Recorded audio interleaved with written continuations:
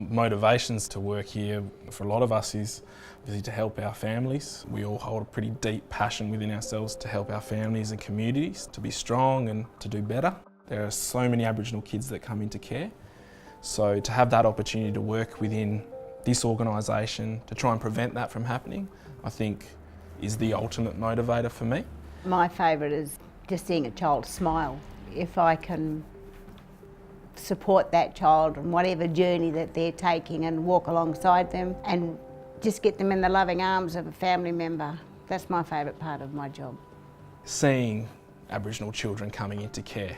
For us as Aboriginal workers, we're in the department to prevent that from happening, and we engage every ounce of our energy in trying to prevent that from happening.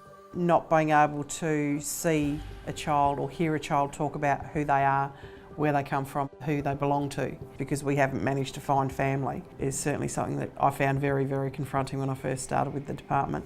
We do know that that's one of the biggest challenges that we have in the organisation right now. It is a challenging environment, but the beauty here is that there are things in place to support us through that.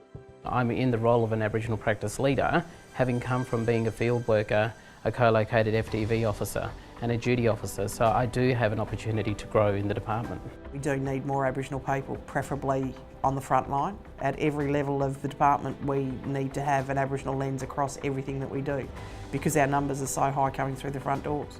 I never realised the impact having another Aboriginal person in the room could have. It was actually a physical reaction from a mum, but I walked in and we'd never met before, she didn't know who I was identified as the Aboriginal practice leader, and she just went, oh, thank God.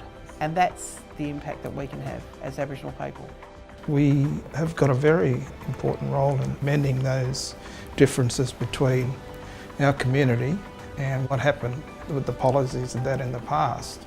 We hear the word that this is another stolen generation, and we can say, well, actually it's not. There's other things like alcohol and drugs and those sorts of things that are happening. If we don't have our people in this department, then how are we going to create change for the wider community? We do need the right people in the right job. We don't have the representation of Aboriginal people that can actually help with that work.